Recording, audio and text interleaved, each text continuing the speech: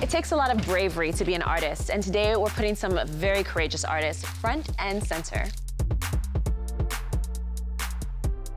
If we do not address the bully, we will not change the problem. Girolami, yes, I built him because he's an infinite superhero. My initial days of sobriety, I needed creative projects to keep myself busy and to also address what was going on.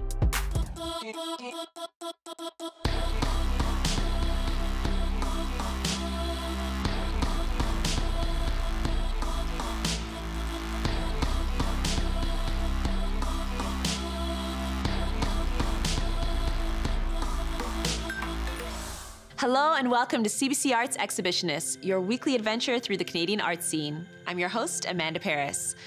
All art requires a certain amount of bravery. It takes courage to manifest your ideas and put them out there for the world to see. Today's show is about artists who are taking some particularly big risks. Jordan Astles is like the superheroes he creates. By day, he's a high school student, but by night, he's creating his own universe where he imagines himself as Girolami, a superhero who wants to make the world a better place. He does it all with the support of Spectrum Productions, a nonprofit that works with creators who live on the autism spectrum. They've helped Jordan unleash his secret power.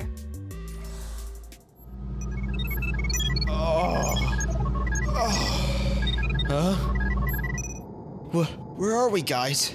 We are trapped in a spaceship. And this is a bad place for us to be remained.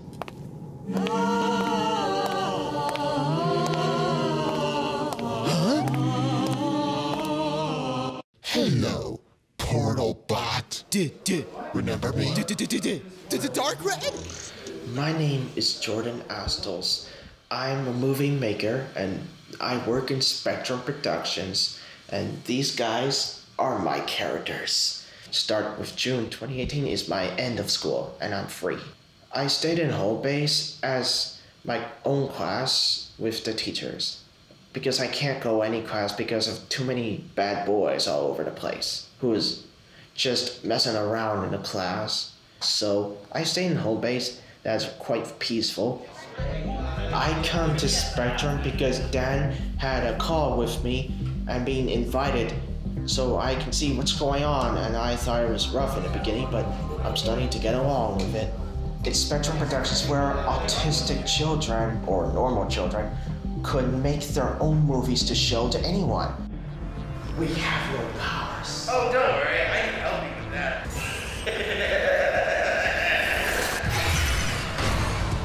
I'm Girolami.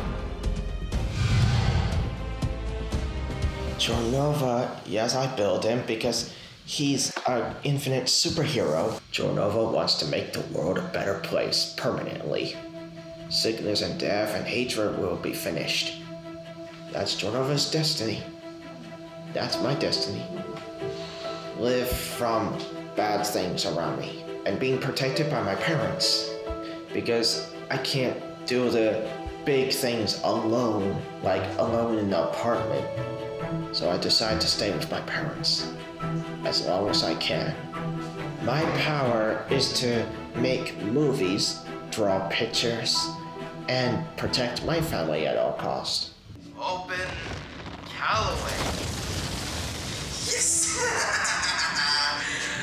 Good luck out there. You're gonna need it. My films that's already screened in Montreal and Toronto, and sooner or later in April, New York. That is all. Thank you. Woo! I enjoyed that the people watched my video. My favorite was bringing my stories to life. Oh, and my Lego toys to life too. So that it'll make these miracles some kind alive in another dimension. Another realm. We'll be back later in the show with another young creator from Spectrum who can teach you how to make your very own superhero. Watch out, Avengers. Every episode, I introduce you to a new exhibitionist in residence. This is an artist who is loaning us some of their bite-sized work, just long enough to squeeze them in between our stories. This week, I'm happy to introduce you to Sabrina Ratté, an artist creating these really fascinating utopian landscapes and environments. I'll let Sabrina tell you more. Hi, My name is Sabrina Ratté. I'm an artist from Montreal and I'm currently living in Paris. I'm your exhibitionist in residence this week. You're about to see two series of mine, Radiance and Biomes. Both of these video series are made with analog and digital technologies in order to create painterly effect. I like to think of these videos as painting in motion. Enjoy!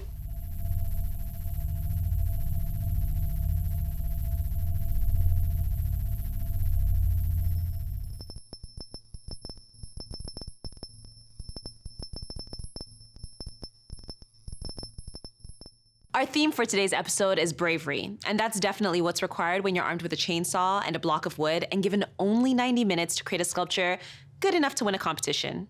Goggles are a must, a protective suit is recommended, fingers and all other body parts definitely at risk.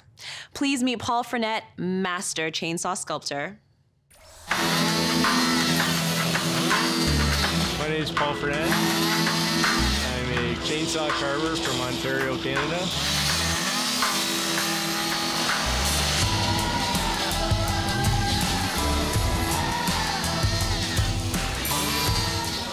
We're in Winnipeg at the Festival de Voyageur.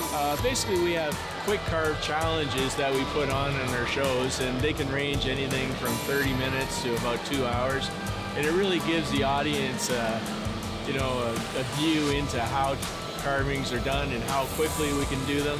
And when you do a 30-minute carving and just knock that thing out and they see it just appear in front of their eyes, it's great to see their reaction.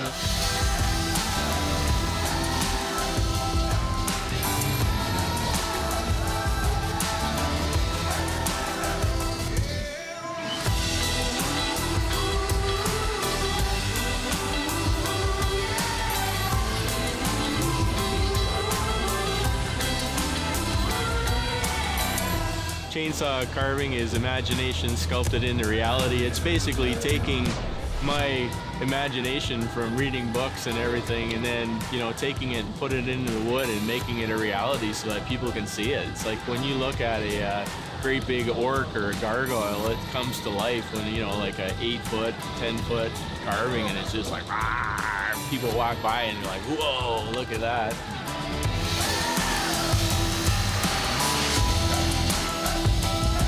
The old style of carving was very folk artish, so like square bears and eagles with square heads, and because they were using big chainsaws with great big ends on them. And the new technology today, you can really get in there and get some fine detail and control on the saw. So like the art form has just risen exponentially over the last probably 5 to 7 years. And so many more artists are finding that it's a way to express their artistic talent, because people are willing to pay money for it. So, you're not really a starving artist anymore when you become a chainsaw carver.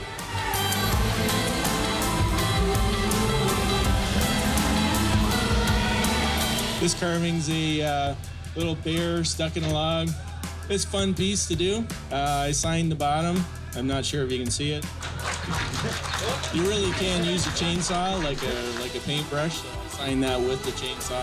Let's start the bid off right now. Anybody gonna do $50? Now anybody go 5-0. 5-0, we're gonna go $50. I need 50. We got 50 now. Looking for one. Sir, don't throw your baby up in the air. She almost bought herself a bear. 250. We got 200, ladies and gentlemen. 2. Sold for $550, ladies and gentlemen, in the back. Put your hand up, my friend. Coming up, we'll see an actor take on her most challenging role yet, herself.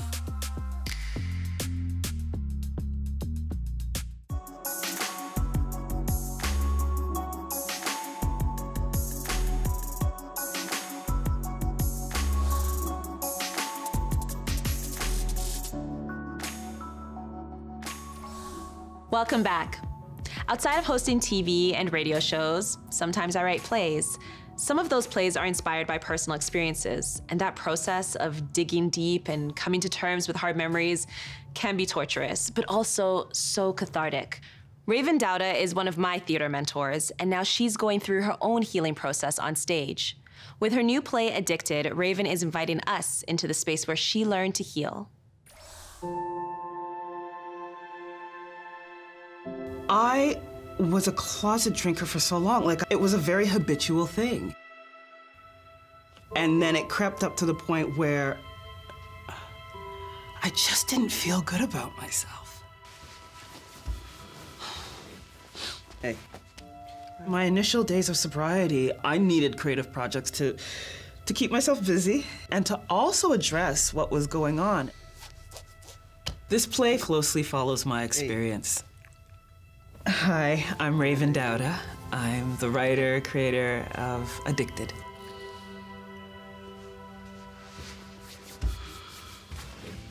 The people in the room with me today, dear friends. So we have Rose. Rose is an alcoholic. What can I say about myself? I like the gin, a little too much.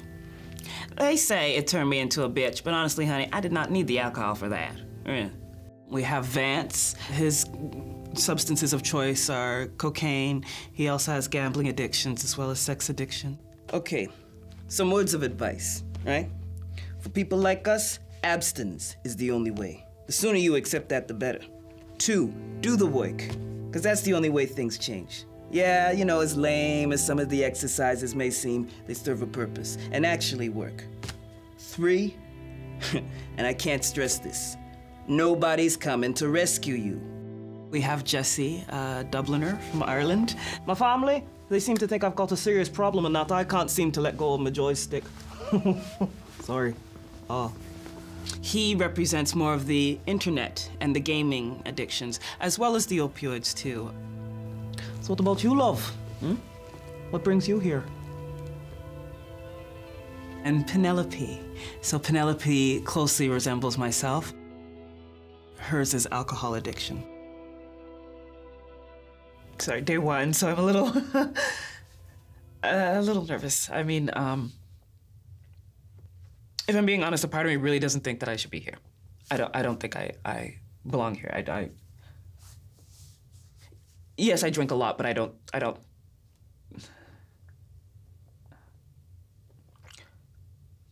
I see how it could be seen as a problem, but I think I just need more time to work through it. In this play, the voices allowed me to look at many issues within the world of addiction that I myself had challenges in addressing.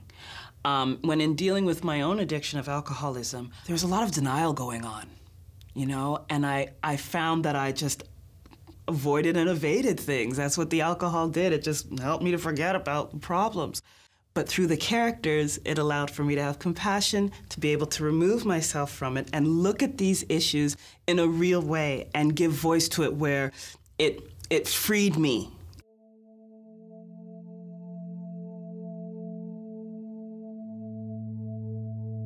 I don't know really if I would call it brave. I think it's really something that I had to do because there's still a shame feeling around it, you know, that I personally am working through. Art, I feel, is one of the most powerful tools for healing.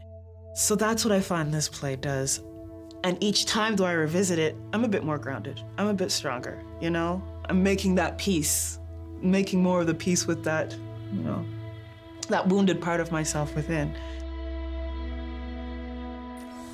Coming up, we meet a young poet who has taken her tumultuous past to help other young people express their voice.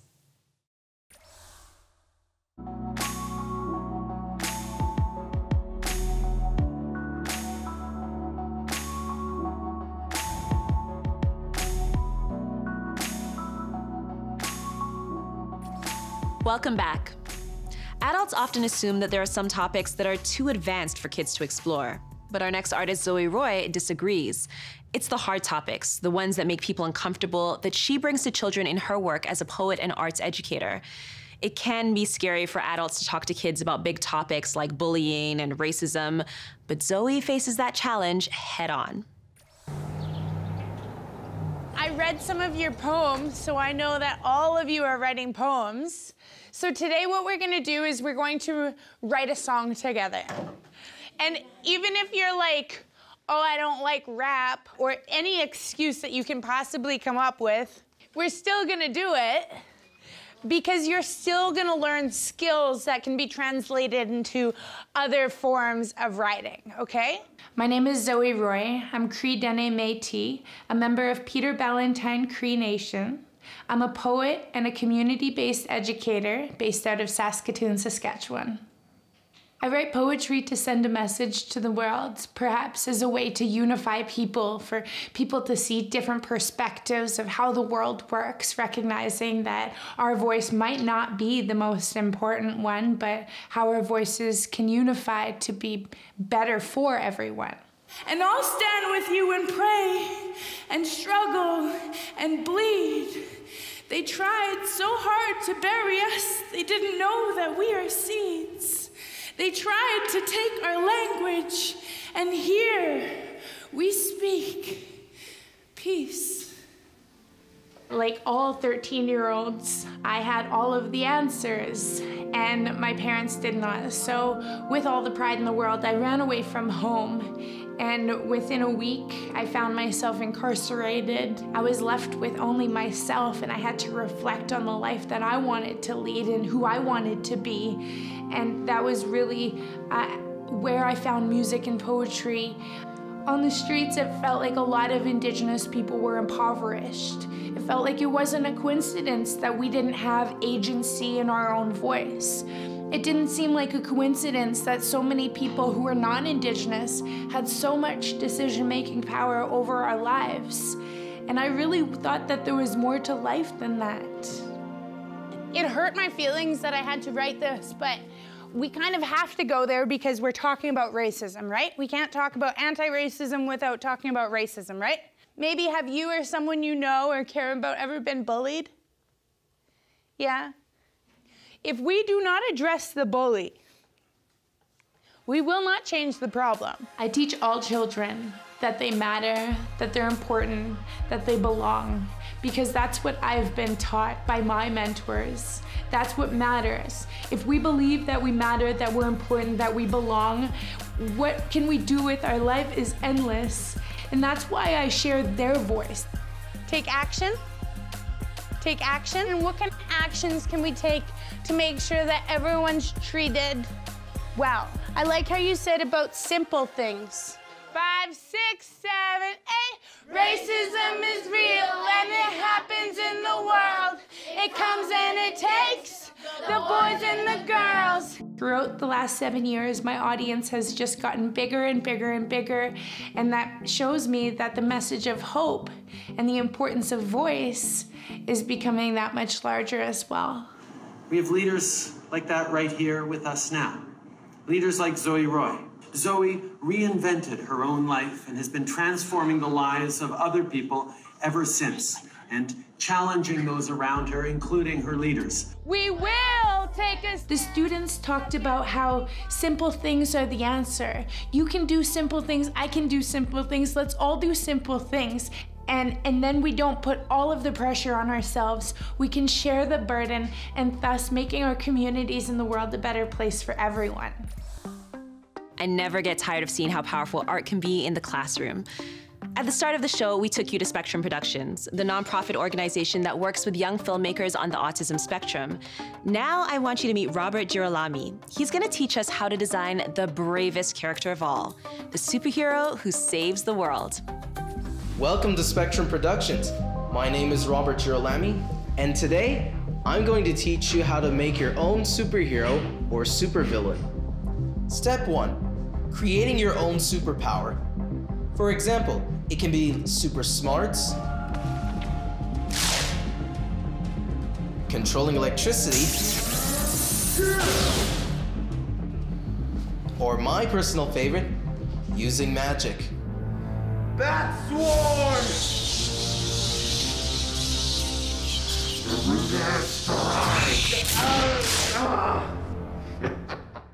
Step 2, creating your own backstory and inspiration for your character. The main inspirations for my character, the Illusionist, for example, were based on many superheroes and villains from Marvel and DC. His main motivation would be he wants to fight the corruption of all the world's governments and bring balance back to the world. Step 3, getting your own costume. But remember, the costume doesn't make the superhero, but it's the one who's underneath it that matters. For example, the illusionist is based on a magician, like this. Now step 4. Every superhero needs a supervillain. You're so weak. I'll be taking that medallion now, boy. Now step 5. Every superhero needs a quirk. Myself, the illusionist, likes to laugh about everything.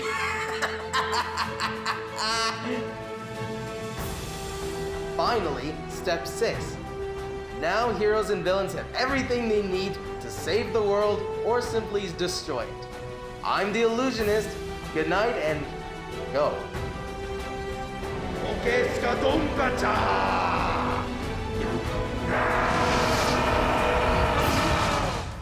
If there's an artist you think should be on CBC Arts Exhibitionists, please let us know. Send us a message on Twitter, Instagram, or Facebook. Our handle is @CBC Arts. I'll be back next time with even more artists, from Sylvan Lake to Twillingate. Until then, keep creating and keep innovating. But before I go, I'm gonna leave you with a time-lapse video that will teach you how to paint the actor behind one of today's great supervillains, Adam Driver, who you may know as Kylo Ren. Peace.